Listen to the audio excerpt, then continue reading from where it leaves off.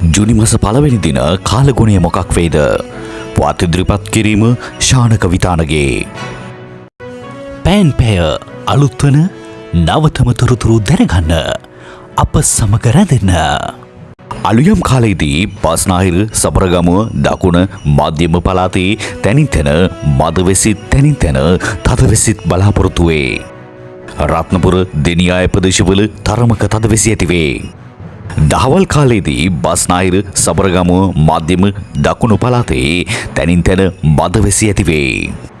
මාතලේ හිරිපිටිය කුරුණෑගල අවිස්සාවේල රත්නපුර කලවාන දෙනියාය ප්‍රදේශවල තරමක තදවැසි ඇතිවේ. පෙර දිනයන්ට සාපේක්ෂව වැසි සහ සුළං තත්ත්වයන් තවදුරටත් බලාපොරොත්තු වේ. රාත්‍රී කාලයේදී බස්නාහිර සබරගමුව දකුණු පළාතේ ඇතැම් ස්ථානවල වැසි ඇතිවේ. දිවයින පුරා සාමාන්‍ය උෂ්ණත්වය සෙල්සියස් 29ක් වන අතර වැඩිම උෂ්ණත්වය අම්පාර ප්‍රදේශයේ සෙල්සියස් 34ක් දක්වා උෂ්ණත්වය ඉහළ යා හැකිය. දිවයින පුරා සුළඟේ වේගය පැයට කිලෝමීටර් 30-40ක් පමණ වේ.